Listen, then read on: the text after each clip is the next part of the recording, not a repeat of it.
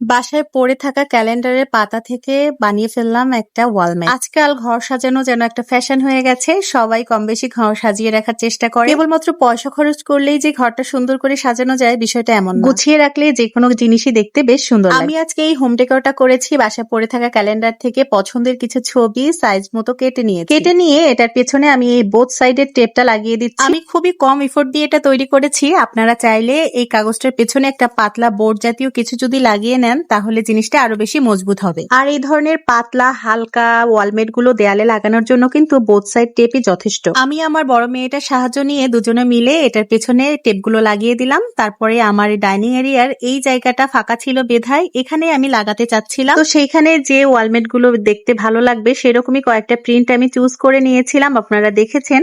তো এই জায়গাটা লাগানোর পরে কেমন লাগছে আপনারা কিন্তু কমেন্ট করে জানাবেন, আর কার কার উপকারে আসলো সেটাও জানাবেন। এই যে লাগানোর পরের লুক কেমন হয়েছে জানাতে ভুলবেন না। আমার কাছে কিন্তু বেশ ভালোই লেগেছে। বিনা পয়সায় তো একটা কিছু হলো, এই আর কি। এমন আরো সহজ এবং মজার আইডিয়া পাওয়ার জন্য আমার চ্যানেলটাতে সাবস্ক্রাইব করে